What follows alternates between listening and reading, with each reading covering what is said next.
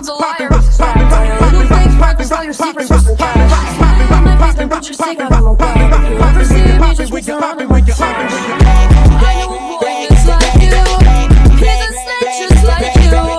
Such a face just like you, but I can see the true transparency. You work your fat die, walk your fat die, just fat die, you work your fat die, you work your fat die, I don't fucking know if, I don't fucking know if, I just fucking know if it's a liar, it's a trap, liar, it's a trap, liar, it's a trap, liar, little transparency, I don't fucking know. Welcome to Huddle Up Podcast, man. It's your boy Amir. It's your boy K3 Ross, man. We back, man. We back for another video. You already know, man. We here, bro. I just want to say before we start the show, we got a packed show for you guys today. But I want to say thank you for the support. Like, we've been seeing the views. I've been seeing some of y'all comments, and this is only the beginning, man. One day we hope to have like a big whole podcast studio and really take off with this. So I appreciate y'all with it. I appreciate y'all for this. But let's get into the video. Our first topic we want to talk about is Davante Adams told the Raiders he would like to be traded. As we saw that head coach of the Raiders, Antonio Pierce, liked the message on Instagram saying that this was that last game was Davante Adams' last game as a Raider that he played. So we're just gonna go back and forth and see what teams are interested and that would be good to trade for Davante Adams. But first, how do you feel about Davante Adams wanting out? Do you think it's justified that he wants out of Oakland or Las Vegas? Yeah, I think he's been one out for a long time. He deserves out. I mean, he went there expecting to play with Derek Carr, been a different type of level, and to put pieces around that organization for them to become a playoff team, so they can try to take down Mahomes and win that division. Yeah. But when Davante got there, he didn't get any of that. He came there. He was looked at to be the guy of the whole entire team. The defense is lackey. Yes, you have Max Crosby, but that's about it. The defense is lackey. The offense run game isn't there. You don't have Josh Jacobs anymore. Now Derek Carr is gone. They didn't really sign him. Now you're stuck with a bridge quarterback and Gardner Minshew. And then you're telling me you're going to have a bridge quarterback with the likes of Davante Adams. That's a Hall of Fame wide receiver. I want one out too. I want to win a ring. I know I'm the best wide receiver in football right now, so I want to go win a ring. I can't. I think when Davante Adams first went to the Raiders, like you said, I don't think he expected it to be like this. I think he thought that the Raiders would be a competitive team in a couple of years. He was playing with Derek Carr, so that was all good. They're good friends and all. So, but how could you expect to be a contender with the Raiders? The Raiders have been, let's just be honest, they've been a shit franchise ever since we've been alive. So, it is what it is. We'll see. And now we're just going to go back and forth on what teams we think Davante Adams fits the most. I'll start it off, and I'll go Pittsburgh Steelers. I think putting Davante Adams with George Pickens over there would improve the offense greatly. This guy thinks the Steelers are the worst offense in the league. But yes, sir. Having Davante Adams at number one and then flipping George Pickens into a number two receiver would be great because he really is a number one receiver. And you got Calvin Austin in the slot. I think that would greatly improve Justin Fields' development. And I would really like to see Davante Adams with Steelers. What do you think? I think, he would be a good fit with the Steelers and it'll help. But we've also seen the chatter ever since Rodgers has been at MetLife in New Jersey. So I'm gonna go with the Jets. I think he lines back with Aaron Rodgers because he's been calling for him. They've been meeting up. They still have the little handshake that they do out in the public. They still hang out with each other. They're still the best of friends. And almost every time the Raiders play the Jets, you see Aaron Rodgers and Davante Adams coming close, shaking hands, saying, "Hey, bud, I wish to play with you again someday." Yeah. And this could be that day. I mean, the Raiders, he doesn't have a quarterback. And then on top of that, what he said. Davante said that only people that he want at quarterback are the guys that he's already played for. Yeah. That one being Aaron Rodgers, two being Derek Carr. Yeah. I don't think he wants to go to New Orleans, which is okay, but I think the Jets is the most perfect fit for him to go. To align himself alongside of Garrett Wilson will really help Garrett Wilson out as to be a true number one receiver. Because Garrett Wilson hasn't had a good start to the season. Yeah, so I think Davante coming there would take a little bit of pressure off him, and I think he gets less double team. Right, he gets more one-on-ones. Because when you look at the Jets, and I don't want to get off track, but I think a reason why they struggled is you can double Garrett Wilson. I'm not scared of Mike Williams, who's older now. Alan Lazard is not great at getting separation. That's why the Broncos say, we're going to blitz y'all, and y'all figure out if y'all can beat man coverage, and they couldn't. They scored 9 points. You know what I would like to see? Davante outside, Mike Williams outside, put Garrett in the slot. Yeah, Garrett in the slot. Yeah, that would be nice. A-Rod, at quarterback. Brees Hall's in the backfield with Braylon Allen backing him up. Right. I think that's a good offense right there. Now we're talking about an offense for you to go out and go make a playoff run, especially in that division. Now you can beat the Bills. Yeah. Now you can beat the Dolphins. Right. Well, they don't have Tua, so you will beat the Dolphins. Yeah. And then you have New England, whose offensive line has been awful. Right. And you already beat them once. So. Yeah, exactly. Yeah, I think the judge training for Davante would be very good. My next one's gonna surprise people. I know people. We just talked about Derek Carr. Maybe I'm saying Saints. I'm going Dallas Cowboys. You guys said you guys are all in. Well, Jerry Jones, show me that you're all in and go get Davante Adams. Imagine Davante Adams and CeeDee Lamb on the same field. Cowboys, to me, they don't even have a reliable wide receiver 2, in my opinion, on the roster.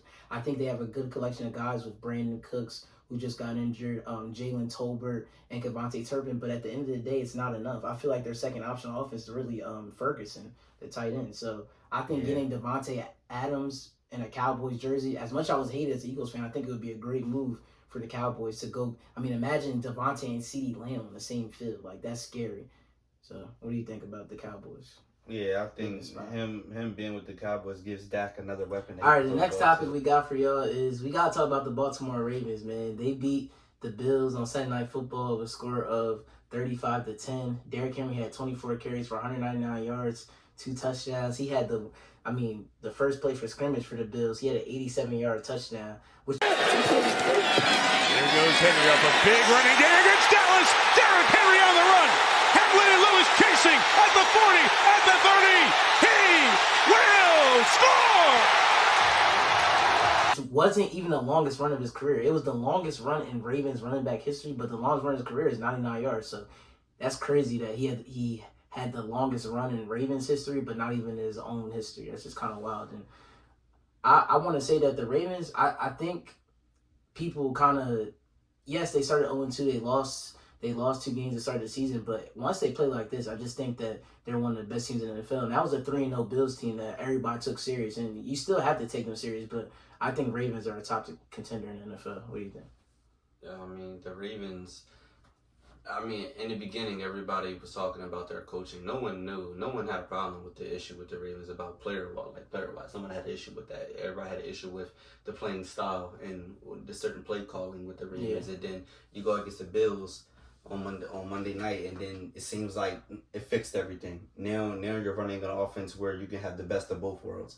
Now you're running a pistol-style offense with Lamar at the gun and QB, and then right behind him is Derrick Henry. Right. So now Derrick Henry is not on the side of him. He can still run. He's just an extra few yards back, but he's Derrick Henry at the end of the day. He's going to get those yards that he's so far back from. Yeah. And then that opens up your read option run game. You can run up the middle with Derrick Henry or pull it with Lamar and let him take the distance on the outside. Yeah. I mean, the Ravens, I think it was a great thing to do, and it makes them scary. Now we're looking at that Ravens team that we all thought that we were going to see week 1. We didn't see it week 1, but now we're seeing it. But just how we said in our last episode of the podcast, it's only September. Yeah. It's early in the season. They figured it out. Now they know what type of style offense they want to run and what's going to work for them. And now I see the Ravens as a legit threat to go to the Super Bowl in the AFC. Yeah, I agree. I think another underrated part of that performance Sunday night against the Bills was their defense. Josh Allen and the Bills were the highest scoring team coming into that game. Defense always is good. I know, but they weren't good to start the season. Though. They really weren't. But we know they're turning around. Yeah, we know they're turning around. Yeah, it is. But I'm just saying they did have a great performance. But that leads to my next point. It's my next question for you. Are the Ravens still the biggest threat to the Kansas City Chiefs in the AFC? Yeah, I think the Ravens are the biggest threat to the Kansas City Chiefs. I mean, with the Chiefs losing piece after piece after piece right now, they're chipping down. We all know Patrick Mahomes and Travis Kelce is going to wake up when it's time to ball out to make the playoffs. But at some point, you're going to get to a situation where it's only Mahomes and Kelce. Yeah. It's only them two. Now who are you getting the ball to? Yeah. Besides Mahomes and Kelce. Xavier Worthy might not be as good as we thought. Juju, we all know how Juju is. And you just lost Rashee Rice. And you lost Pacheco. So now you don't have a run game. You're debating on Patrick Mahomes throw the ball, 50 times a game? And most of those catches are going to who now? Travis Kelce. Yeah. They might burn out early because then you have to use them earlier. I see the Chiefs losing to the Ravens in the playoffs. Maybe not even the Ravens, but I don't see the Chiefs going to the Super Bowl this year. But I know the thing is to do. Don't never count out Mahomes, but I think he's too deep in the hole for it to come back out of this one. Yeah, I think the Ravens are a great team, but I don't even think they're the biggest threat to the Kansas City Chiefs. I think the biggest threat to the Kansas City Chiefs is the Houston Texans. When I look at a team like the Texans and the way they could pass the ball, they had a great performance this past weekend, and I just think C.J. Stroud's ready to take that next step. And they didn't even have Joe Mixon this weekend. I know they played a close game with the Jags, but that's in division. Division games are always usually close. Yeah, especially without your starting running back. Yeah, especially without your starting running back. So they're relying on Cam Akers, but I think Texans are built like. Their defense has shown a lot of inconsistencies this year. Like the Vikings game, the offense or defense was working, but their defense did get torched that game. So, but I think if their defense could actually step up and be like a top 10 defense in the league, I think Texas could be the biggest threat to the Kansas City Chiefs. Yeah, the Texans is definitely really, really good. I like the Texans. I like C.J. Stroud. I like everything they're doing over there.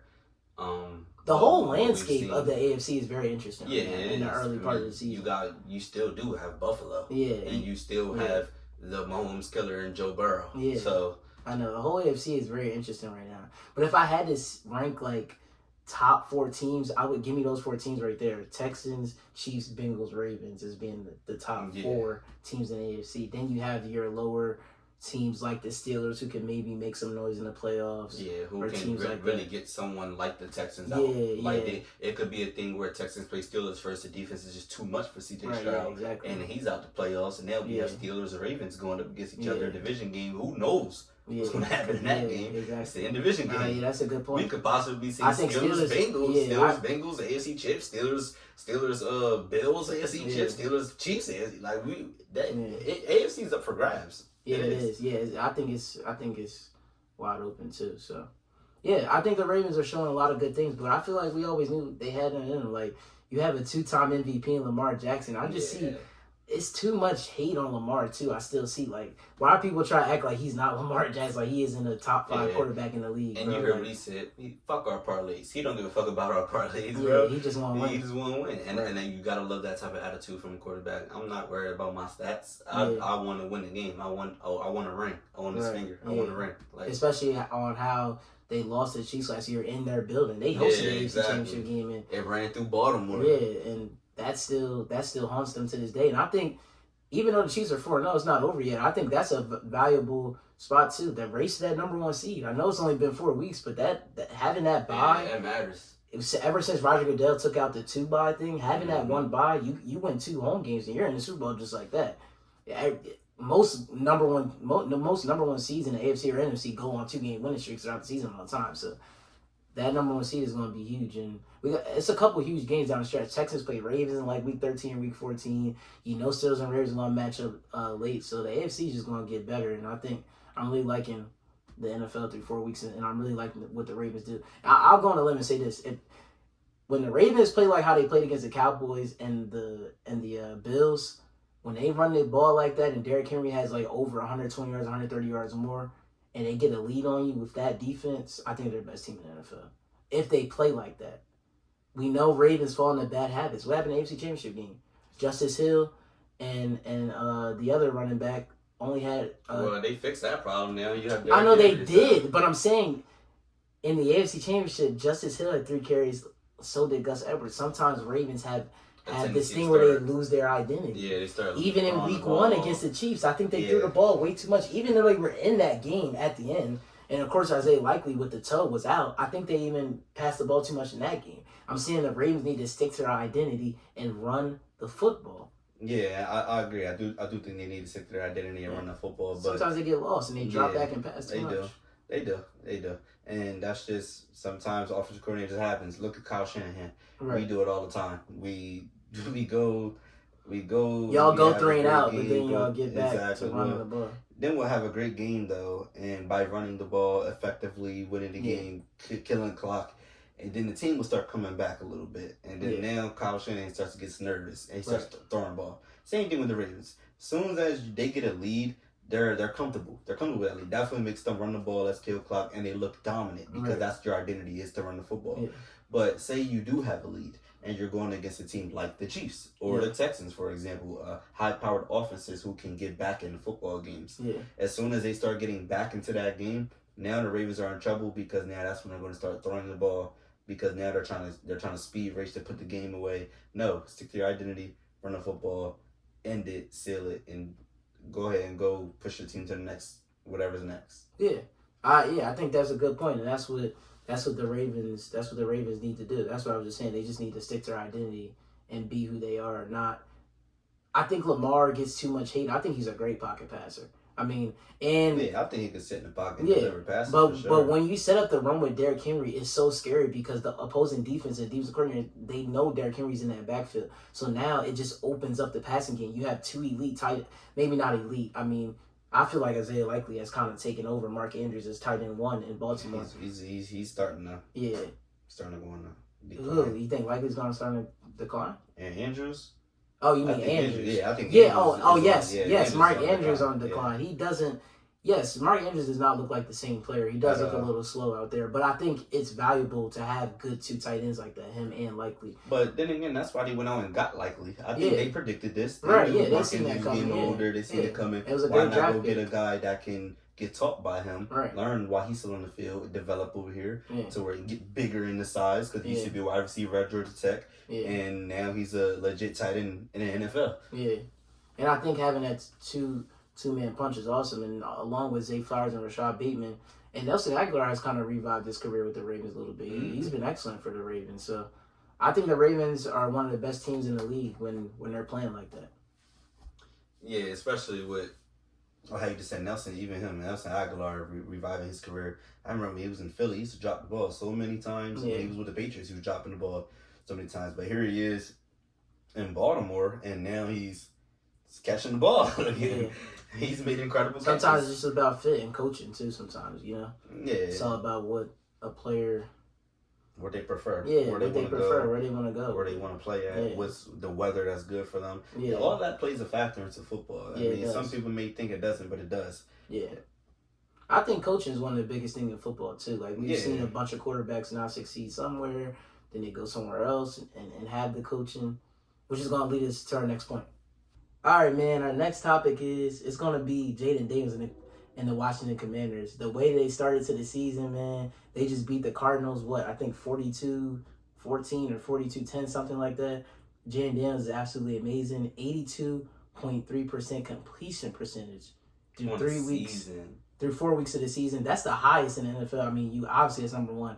I mean, to have even over a 57% completion percentage is rare in the NFL. To have over 80 is just insane, and that's salute to offensive coordinator Cliff Kingsbury. You know, came to the break, called it a college offense. Well, that college offense is working in the NFL because they're making it easy for Jaden Daniels, but also he's just making good reads, good throws, and you know, I couldn't say I've seen this coming, but if you go back to our first video on this Huddle Up YouTube, we talked about Jaden Daniels and how good we thought he was going to be in our NFL Draft 2024 preview. So I'm not going to say we predicted this, but we thought Jaden Daniels would be a very good NFL quarterback. Yeah, Jaden Daniels, I mean, he won a Heisman for a reason. Yeah. I mean, Jaden Daniels, he comes into a Commanders franchise who won what? How many games they won last year? I think Like they had a 7? number 2 pick. No, Nah. 4. Yeah, I Won think they 4 won. Yeah, I think games they won last 4 year. and 13. And now they're sitting at 3-1. Yeah, I mean, what a step up for Right. Jaden Daniels to come in and immediately change that franchise around. Right. Now, Jaden Daniels, I mean, 82.3 completion percentage. What did I just read? 7 touchdowns on the season, 1 interception, 4 rushing touchdowns, almost 300 rushing yards on the season. I mean, the guy has been tearing it up I mean, in look the at NFL. that's He's 11. That's loved. 11. That's 11 total touchdowns and 300 Okay. rushing yards through 4 weeks and 82% completion I percentage. mean, the And guy- 1 pick, 1 Yeah, interception, one interception. And which he's he a just rookie. threw in the Cardinals Yes. game. And he's a rookie. This guy's a rookie. Yeah, But that's he looks like that's Lamar elite. Jackson 2.0. Yeah, that's I mean, elite. That's elite. Yeah, You he's can't deny that. coming out of LSU. A lot of people didn't really get to see a lot of his games because he came out of an LSU program who was kind of struggling. Yeah, They wasn't I at agree, the top of the. you bar, just saw but- the big plays when he would Yeah, hit those exactly. huge That's all go we balls saw. and stuff. Everybody was too focused on Bama, Georgia, Texas, Right. Michigan, Washington. They was all focused on those guys. No one worried about what Jaden Daniels was doing over there. But Commanders saw it. The Bears, I know they wish they saw it, but I think it's the most perfect fit for him to go. And you're giving him a wide receiver like Terry McLaurin who's helping him develop. Yeah, Like, I don't see nothing but good for Jaden Daniels and for the rest of his and two good backs too. Just have a good support system. Brian Robinson and Austin Eckler work really well with each other. You got the power guy and you got the quick titchy guy who comes in for the screen passes and RPOs and stuff like that. And I want to give a shout out to the Commanders' offensive line. Their offensive line has played very good. They have been blocking and played then very good. You draft a tight end and Ben Sinnott from Kansas State. Then you got the veteran in Zach Ertz. Yeah, then they you got the veteran weapons. taking them like this Commanders team. I mean, what do you think? Do you think they can win a division? Listen, as an Eagles fan, I do think they can win a division. I think there you have it. I think that when you look at the Cowboys and look at the Eagles, I see inconsistent teams who aren't the same team every week. I look at the Commanders and Dan Quinn; they've been the same team throughout these 4 weeks. If we look at the Cowboys and Eagles, they've both been wildly inconsistent through these 4 weeks. Yeah. Sometimes the defense is good. Yeah. Sometimes the offense is good. Sometimes the QB plays well. Sometimes the QB doesn't play well. I've seen it consistent. I know what the Commanders are through 4 weeks. And that's not a bad thing because a lot of teams are still figuring out the identity. But the fact that the Commanders already had it, that's a testament to their coaching and how good Dan Quinn and his staff has been. Yeah, I mean, you got Dan Quinn focusing on that defense. Of course, he's the head coach, but I'm sure he's mainly focused on that defense because you signed an offensive genius in Cliff Kingsbury, who could just run the offense. Exactly. You don't need to have input on the offense. Just let him do his thing. You do your thing. Yeah. It seems like it's two head coaches on his football team coming together to make a great scheme. And we know that'll work. We know, did Cliff Kingsbury struggle as a head coach in Arizona? Yes. Did he have a great roster around him in Arizona? No. And as a head coach, that's not his job. This is not college. You don't recruit. That's the GM. That's upstairs. You coach the players that you're given. Yep. You don't go out and get players. Like, usually head coaches aren't GMs unless you're like Bill Belichick or something. I mean, you have input, of course. Yeah, you do have input, but you're not the one drafting those guys. The GM is drafting those guys. Right. So I think it was different. And even with Arizona, he had that one successful season where they won like, I think 9 or 10 games. But beside that, we seen Cliff Kingsbury with Caleb Williams. We seen at USC. We seen him at USC with Caleb Williams. But I wanna tell a quick story real quick. If you guys know the Colin Cowherd show, it's on Fox. Peter Schrager was on there. He told a quick story, and I want to tell you guys this. Cliff Kingsbury met with the Chicago Bears for 4 hours, he said. He came up with the whole install of how he's going to work with. Remember, Cliff Kingsbury he was the offensive coordinator for USC last year. He was with Caleb Williams. So you would think, when this came out, I sent it to Colin like, oh, he's going to get the Bears job. Yeah. The Bears never contacted him back after the interview. So what? So Cliff Kingsbury was going to go back to college and be the offensive coordinator at USC, but then he hears a call. It's Dan Quinn. He's like, listen, we're Bears are most likely drafting Caleb Williams. What's crazy, the Bears didn't even have a pre-draft meeting with Jaden Daniels. They didn't want nothing to do with Jaden Daniels. They knew they were taking, they wanted Caleb Williams. So Dan Quinn's like, listen, we're probably going to take Jaden Daniels. And Dan Quinn, I see him say they basically fell in love with Daniels. And from that day on, when Cliff Kingsbury got the job, he started installing the offense before the draft even happened because they knew they were going to get Jaden Daniels. So he's been building this offense for months. Yeah. So no wonder why it looks so good. He just had to have Jaden Daniels learn it, and Jaden Daniels is smart. That's what plays into it too, the experience. Yes. He was at Arizona State. Yep. He transferred to LSU. He has a lot of football under his belt. He can learn different styles of play. So it's a match made in heaven. Him and Cliff Kingsbury have done well, and I think Cliff is doing so well this year. I think he's played himself into a head coaching job maybe in the offseason. I don't know if he leaves after 1 year. My input on that is I don't think he should leave. I think he should continue to be a great offensive coordinator. Do not go fall into the head coaching job. We've seen this route. It didn't work out. Judging, yes, we didn't have control over that. Your GM had control over that for giving you the players. But as well, you're in a great situation right now. Stay where you are. You have this guy in Jaden Daniels, so you can really have him under your belt and under your wing for multiple years and have him be your guy to put. And then once you see the downfall of the Commanders, now we already know how good you are as an offensive coordinator. We just need you to get more years under your belt of the coaching system. Now you can learn about a little bit more about the defense. Now you can learn a little bit more about how am I going to play players, how am I going to do this with players, how am I going to set up meetings and do. Now we can worry about head coaching. And now you can watch Dan Quinn operate on how to be a head coach. So one day, maybe 5 to 6 years, you could take over and have that job, you know? Yeah, like you should wait. We look at the Chiefs defensive coordinator, Spags. Yeah. I mean, he's been there forever as a defensive coordinator because that's what I don't think he's leaving anytime soon. I don't think he's leaving. I think the best example of this is Ben Johnson, the offensive Yes. coordinator of the Lions. Yes. He could have took the job with the With the Commanders, Texans. with the Yeah. Texans. The Texans wanted to hire him before D'Amico Ryans, and he Yeah. hasn't left. He stayed by Jared Goff's side and being an offensive coordinator. I think part of that plays in that he wants to win a Super Bowl there Yes. first. I mean, they're a Super Bowl contender, so why would you leave and go be a head coach when you're not ready yet? So I think it's a good example of Ben Johnson staying and being an OC and doing what you're good at. But I love what Cliff Kingsbury is doing, and I think Commanders are a real threat to NFC East. I do have to see the matchups. I mean, those games versus the Cowboys and Eagles are going to be probably cinema. I mean, I can't wait to see those games. Yes. I want to see how they Eagles, fare. the Yeah. Eagles Commanders, I can't wait to see Yeah, that. those are going to be good games, and they play each other soon. I think the Eagles play the Commanders after the Bengals, so in about 3-4 weeks we'll see that matchup. I don't know where it is. I think it's in Philly, the first matchup, so we'll see. But the Commanders have been great to start the season, and Dan Quinn's doing a good job with that defense. We're not seeing Emmanuel Forbes highlights, him getting cooked and stuff. So Yeah, I mean, they moved to more of a zone type of defense. The Yeah. same thing they ran in Dallas. They ran a lot of cover 2, cover 3, Yeah. like a lot of zone. Yeah. So just so that you don't have your cornerbacks getting exposed, Right. now you have safety help over the top. The defensive line actually has been playing well. yeah, I mean, the Commanders as a whole has been and playing they really well. don't have the names, but with Dan Yeah, Quinn's they don't, scheme, but they have a great scheme. That they're yeah, doing over you there. play a team defense, and they absolutely locked up the Cardinals. The Cardinals couldn't move the ball for nothing. which is an offense that has shown that they can be explosive. Right. Throughout Look the what they past did to couple the. weeks. It's so much parity in the NFL. It's weird. Like the Cardinals beat the Lions, Yes, Cardinals beat the Lions, but then they get blown out by but the the Commanders, and now they're 1-3. So you're like, what? So the parity in the NFL is just different. Like that's why it's hard to put teams on a certain pedestal after 4 weeks because it's only been 4 weeks. Cardinals Yeah. beat the Lions, And we don't know the Commanders. That might be their last win. right? Like we don't know. Right. But They could start going on a downfall. Even though I Yeah. don't see it, their schedule is very favorable. yes, it is. They play the Cleveland Browns this weekend, so I think they're going to be 4-1. Yeah. And if you're better, take the Commanders. Yeah.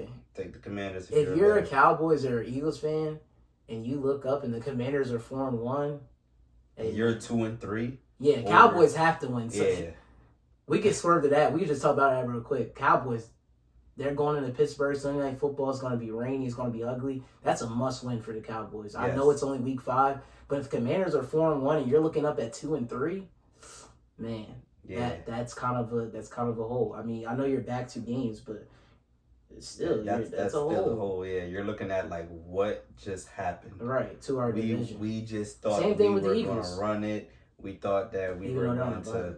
yeah, like even the Eagles, like both of those guys. I know they're both like we You thought don't we want were the gonna run Commanders this. running away with the division. Exactly, and now we're looking and we see the Commanders as the 1 seed, and we both thought we were going to be battling it out for each other. We didn't have no thoughts on the Commanders or the Giants even making it. And that's to compete why with when us. they play, And those now- games are going to be huge. Yes, and now we're looking at them and like, hold on, big bro. Right. Like, hold on, big bro. My bad. We forgot to include you. Yeah. But it's great to see that. You want to see parity in the NFL, and the Commanders have been bad for so long, bro. Yeah. It's good to actually see them do well. Of course, as an Eagles fan, I don't like it, but it's cool to see them do well. The Commanders haven't had a reliable quarterback in years. I mean, if you guys were watching Monday Night Football a couple weeks ago against the Bengals, they put a graphic of Scary Terry. He's caught a pass from like 8 different quarterbacks, and he's been with the Commanders for only like 6 or 7 years. Like that's Yep. insane. So I think they finally found their franchise guy in Jaden Daniels. Yes, sir. Our next topic is going to be Jalen Hurts, and I had to add this into the show today as an Eagles fan, so I'm starting to get a little worried. Jalen Hurts has 9 straight games with a turnover or more, dating back to last season. I seen another stat. He's got 27 turnovers over the last 2 seasons. 27, that leads the league. 27 turnovers is a lot, so my thing is, Jalen Hurts had that one good year in 2022. Is excellent. Everybody knows he came in second, literally, to Mahomes in MVP voting that year. It was a great year for Hurts. He wins the Super Bowl. He dueled Mahomes in the Super Bowl, but ever since then, it's been a decline. And I don't know. Sometimes just reading the field, it goes back to the same issues he had in college, kind of, and it's kind of shown in the NFL. And you know, I would say he is a great quarterback at times, but to win in this league, you got to be consistent, and that's the problem with Jalen Hurts. Has been a lot of inconsistency. You could attest to that to Nick Sirianni maybe in their training relationship. You could attest that to new offensive coordinator. You could attest it to having 3 different offensive coordinators in 3 years. That's hard. going from Steichen to Brian Johnson to Kellen Moore, that's not easy in the NFL. You got to learn 3 offenses. No, that's not giving him a bailout. That's not a bailout. That's a true thing, bro. Going from offensive coordinator is not good for you. Man, he's been doing it his whole entire career, so you can't really say that anymore. He's been doing it ever since he came into college football. Yeah, he's been jumping from coordinator to coordinator every single year. That's true. But I'm saying having an NFL is bro. Jay Daniels found a reliable offensive coordinator in Cliff Kingsbury. You want him to stick around for a while. You don't want a coordinator to stick around for 1 year, bro. Yeah, well, that's their fault for leaving him. It could be, but aside from that, Jalen Hurts has to play better. Like the turnovers are getting too much, and I know he didn't have AJ Brown or Devontae Smith, but you gotta. And he said himself, you gotta play better football than that. You can't survive in the NFL turning the ball over. You can't win games like that.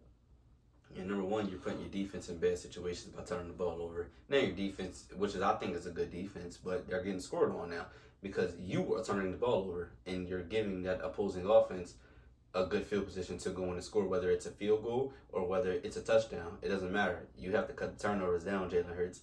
And to be honest with you, I know a couple Eagles fans who are starting to call for Jalen Hurts' head as they don't want him to be the starting quarterback over there anymore. And that right there is kind of surprising to me because I thought Jalen Hurts would stick it out there, but off the new deal that he got and everything, but he's been playing mid. He's been a very mid quarterback, and me coming at from a Niners fan, it's gonna sound real biased, but I don't think he should be there. I think Jalen Hurts, to me, he's not a good quarterback. To me, he's a runner. That's what he like. That's what he's better at. That's what he wants. That's why I think he should factor into that offense. That's what I think should happen. You need to stop trying to play him as a quarterback that can sit back in the pocket and deliver these passes, which is something that he's not. I don't think he's that type of quarterback. He needs to be able to throw off the run, do a lot of read option, a lot of RPOs, a lot of pulls, speed options. That's the type of quarterback that he is, and that's what you. And that's why he looked best with Shane Steichen because Shane Steichen he designed the offense around Hurts. Just like Kellen Moore feels like he's treating him like he's Dak or something. Exactly, he's not Dak Prescott. Like, I don't know if you remember the 1 year where the Cowboys played the Eagles, and it was a 4th and 1, very crucial down. Yeah. And they caught Micah on that RPO. They do the read option, tight end slip, come out, dump it off to him. Micah's confused, doesn't know where to go. That's the type of offense that you need to run with Jalen Hurts because that's the Super Bowl offense. Right. That is your Super Bowl team. Ever since then, we've had these different coordinators come into Philly, and they're playing Jalen Hurts as we want to prove that he can sit in the pocket and deliver passes. It's not what he is, and that's why he's turning the ball over. I don't get why these guys these higher level GMs are hiring guys like Kellen Moore when he's going to sit back and want to throw the ball. That's what Kellen Moore does. I told you this. I thought Cliff Kingsbury would have been a great hire to be the offensive coordinator of the Eagles. He would have. And they didn't. I don't even think they interviewed him. So that shows you where their headspace is at. So I mean, it is what it is. I mean, the good part is it's only been 4 weeks, so Jalen Hurts has time to turn it around. But like the Eagles are heading down a bad path right now, and it was already heading down a bad path last year, and I think it could get really ugly if we don't fix the offense and fix Jalen Hurts' turnover issues. Like that's on him. Nobody else could tell him not to turn the ball over but him. He's the quarterback of the team. He's the one that touches the ball every play.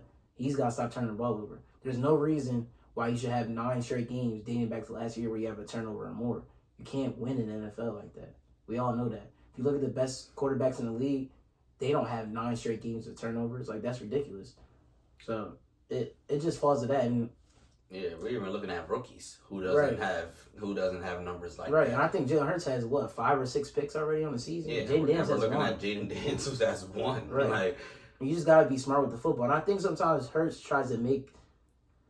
trying to be the superhero. Yeah, tries to make the superhero play. And Yeah. it's just like, live to fight another down, dude. Like, it's the NFL, especially with our defense. Like, our defense hasn't been great, but if you keep putting them back on the field, now they're tired, bro. So they just came off the field. You threw a pick, they're coming right back on. Yeah, exactly. It's hard to get stops like that. Yeah, especially when you're going against a team too who do like to run the ball. Right. Now we're running the ball down your throat. Yeah, you might get a 3 and out, but now Jalen Hurts threw a pick. Well, guess what? Come right back on in the field. run the ball. Now we get a first down because the defense is tired. Yeah. Run the ball. Now we get another first down because the defense is tired. Run the ball. Play action. Boom. Now we got you over the top for a touchdown. Yeah. Like that's how it works in the NFL, and it all starts from Jalen Hurts. And the Super Bowl year, interceptions. what did we do? We relied on Miles Sanders. That year, he had, I think, 1,300 yards or 1,200 yards rushing. He looked like a Because what did we legit do? back. We established the run first. That's another thing Kellen Moore's not doing. When you're not establishing the run, you're just going to come out and pass. Once you try to establish the run, it's too late. Now the defense knows you. Now it's time to give it to Saquon Barkley because the pass is not working. Exactly. That's not. That's now we're gonna stack backwards. the box. That's backwards. You do who operates. Even though I don't have the greatest football knowledge in terms of X/Os, I'm still trying to learn that part of the game like better. But I know, as a 20-year-old, we need to establish the run first. That's what sets up the play action and all the passes and stuff. We got to establish Saquon Barkley first, and that will make it easier on Jalen Hurts instead of come out. Like, to me, the game against the Bucs, the first 15 plays, I can honestly tell you, from just remembering the game, not looking at any footage, I would say that 80% of the first 15 plays were passes. Why? We have no A.J. Brown, Devontae Smith. Why are we trying to establish the pass with Johnny Wilson, Paris Campbell, and... Like, come on, bro. You're not gonna win like that. Jahan Dotson, Paris Campbell, and Johnny Wilson establish the run, bro. We have a good offensive line. That's what we need to do. They're not making it. Hurts is not playing good, but the coaching is not making it any better. Yeah. So now it's a headbutt. The coach is not good, and Hurts is playing bad. And you don't have your receivers, and So it's all going bad. Everything's going bad. It's Everything's going all bad. over again for Right. the Philadelphia Eagles. They got it. And I do expect them to be better. Of course, they're not going to be great without Devontae Smith and A.J. Brown, but the whole league is injured, bro. So I don't really want to hear that. That's an excuse. You don't want to give yourself an excuse. They haven't been playing good. And, of course, not having A.J. Brown and Devontae Smith is a huge thing. Like, they're both, I think I seen a stat that combined as a duo, they had the most receptions as a duo the last 2 years. Like, that's cool. Oh, yeah. And shout out my boy Mo for letting me know this. When y'all suit up against the Cleveland Browns, Nick Chubb will also be suited up. Right. For the Browns. So now you're going against a guy who can really run the ball down your defense's throat. Right. A powerhouse But you guy can't who's avoid going to turn to the ball over. run. Yeah, now you can't afford. Yeah, now you can't afford to turn the ball over. Now you really Like, can't. let's see if Hurts can do it. They have a bye week this week. If he turns the ball over against the Browns, that would be 10 straight games with 1 turnover or more. Yep. He hasn't had a non-turnover game in 9 games. That's too much, bro. And if I'm You can't Denzel operate like Ward, that. I'm getting ready like I'm about to get Yeah, me or one. JOK. Or JOK. Yeah, or so- even Greg Newsome. Right. What's the other guy? Martin Emerson. Yeah. Juan Thornhill. I mean, Yeah. Grant Delpit. They have a secondary. Yeah. I'm naming these guys. They have a secondary, man. So. Even though the Browns have been... And then now you what's have going Myles on Garrett breathing down your throat. So. Right, yeah. Is Lane Johnson still out? Yes, he is. Oh my God! But we don't play them this... We have a bye. Oh. We played them in week 6. Well, you so better we hope should be Lane good. Johnson is there, because Yeah. We played if them he's in week not, 6. oh man. Yeah, we played him in week 6. But yeah, I just think that Jalen Hurts, he's got to get it together. It's wake up time. I don't think, even if let's just hypothetically, let's just say the Eagles go 8-9, or no, they can't go 8-9 because of they added a game. Let's say they go 8-11, which would be the record because they have 17 games now. They go 8-11. I think Sirianni would get fired. I don't think they're gonna move Hurts. I think they would bring a new head coach in and have a new staff. Bill Around Belichick. Yeah, maybe Bill Belichick and have a new staff around Jalen. No, please not Bill Belichick. He's gonna have fucking Matt Patricia at offensive coordinator when he hasn't studied offense. I don't know what. I want to talk about that real quick. Bill Belichick, his decision with the Patriots, like the last 3 or 4 years, I don't know what. He didn't know what to do with I didn't know what the hell He didn't have he was time. thinking when he hired Matt Patricia as offensive coordinator. That was one of the worst. He's not even a great defensive coordinator. How's he going to run an offense? How do you expect the guy to run an offense? You seen Mac Jones cussing on the sideline saying, "What the fuck are we doing?" multiple times. Because I agree. What the hell are we doing? Matt Patricia as an offensive coordinator? Are you crazy? That's insane. With that dumbass pencil in his ear. He looked dumb as shit on the sideline. We're going to have Matt Patricia as offensive coordinator. No, I can't. That would really hurt to have one. He would be But he one of our like a quarterbacks fat in the Madden Wolverine. League. 10 touchdowns, 16 picks, something crazy like that. Heck nah. But yeah, as a whole, Jalen Hurts has to get together. End of story. Yeah, he does. He does have to get together. Okay, man. For our last topic, we want to talk about Power Ghost, which is a show on Stars. I mean, it's popular right now. I feel like a lot of people are talking about it on TikTok. It's one of the best shows. You know, it's a show based off Ghost in the main power. It's his son Tariq, based off him. And if you guys watch episode 9, it was crazy, bro. Yeah. Monet went down. It hit me. King. Hit me hard. Wait. Wait. So yeah. Ma! Okay, it's okay. Ma! Ma! Give me up! Ma! Okay. Ma! No.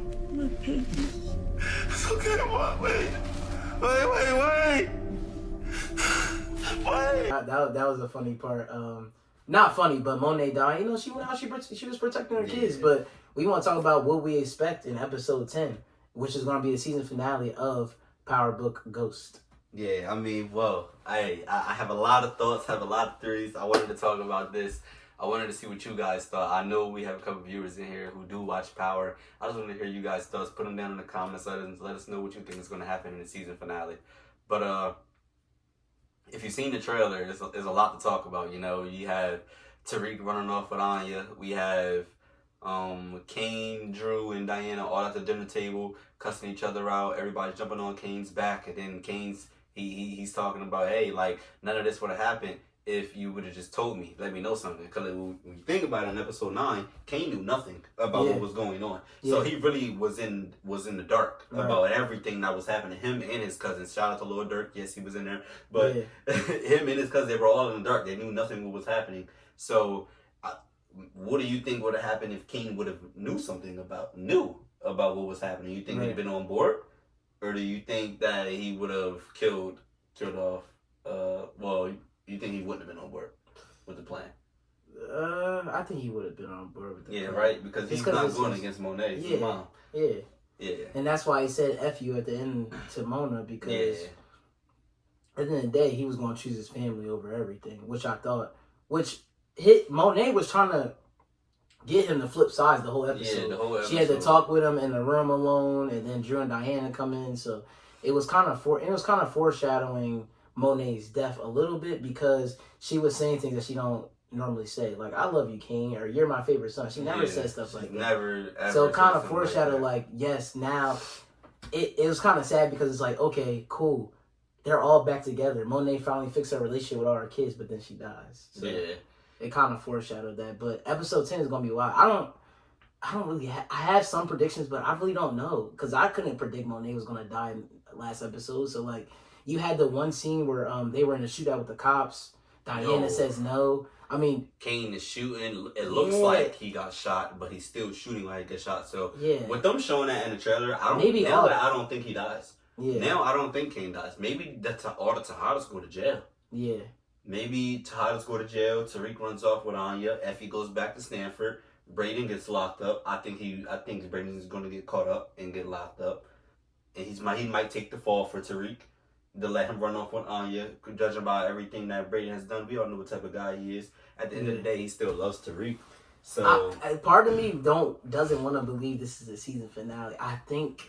Oh no, we're not done. I mean, yes, it's the season finale for Stars Power, but Tariq's definitely said, I think I sent it out to a couple of my friends, but Tariq definitely said it's been 10 long years and it's many more to come. Make sure y'all stay tuned.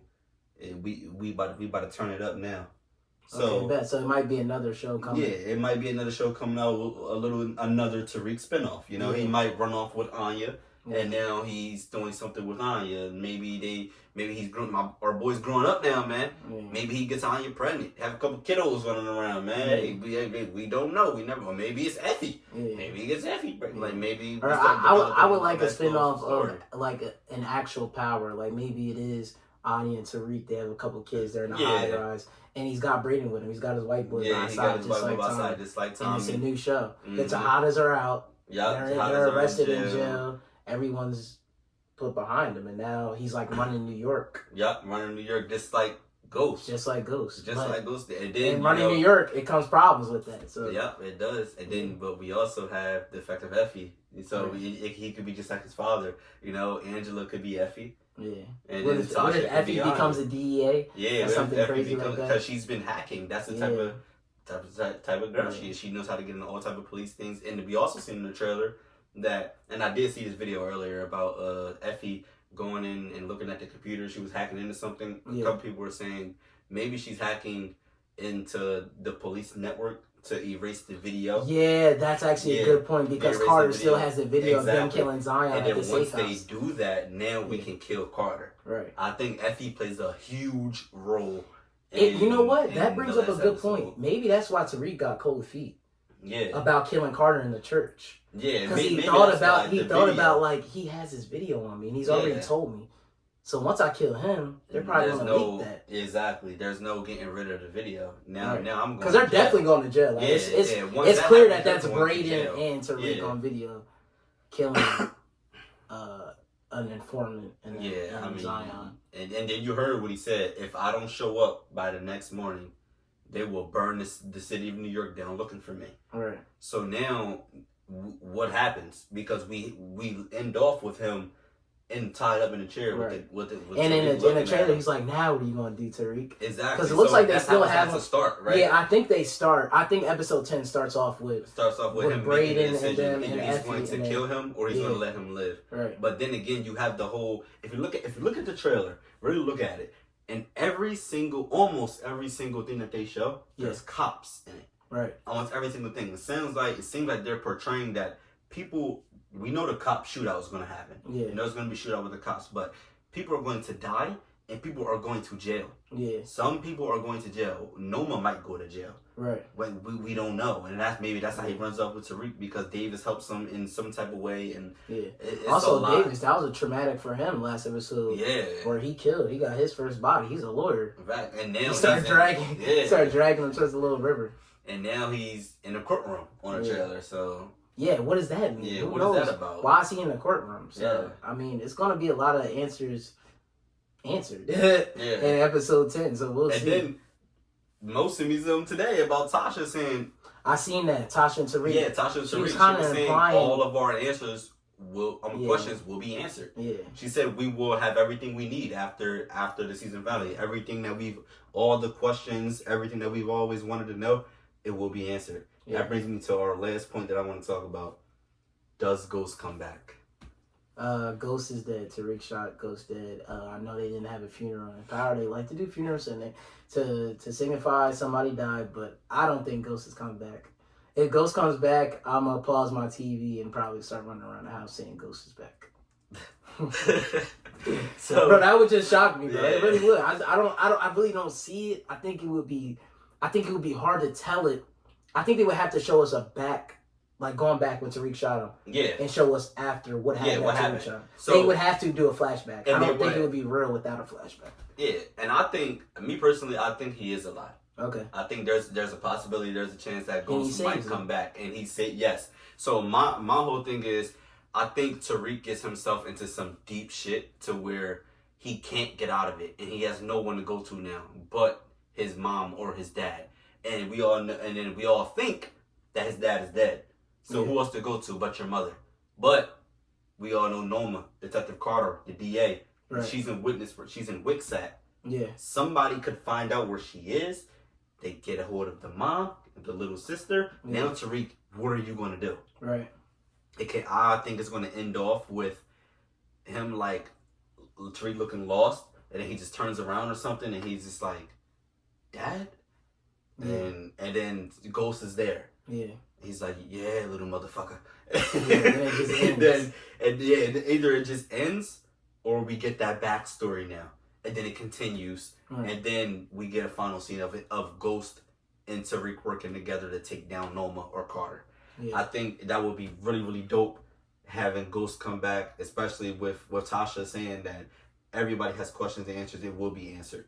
So we will get the answer if Ghost is dead or not. Right. So we won't be left questioning, is Ghost alive? Is he dead? Yeah. We will get our answer in the final season. Yeah, and I get that some people think this season is a little rushed, and I could say that, but always season finales, like Tasha said, we're going to get every answer. Yeah. Like, they're not going to leave no cliffhangers for a season finale. Yeah, unless the only cliffhanger I see to end if Ghost runs into Tariq. Yeah. That will be and then that would be a spinoff. Right. Now we have a spinoff with Ghost and Tariq running ship somewhere else. Yeah. I think that would be dope as well. Yeah. But yeah, that'll do it for Yeah, that's gonna conclude the Huddle Up podcast, man. It's your boy Mary. It's your boy K3. We out. Look at some new me, switched it up, who's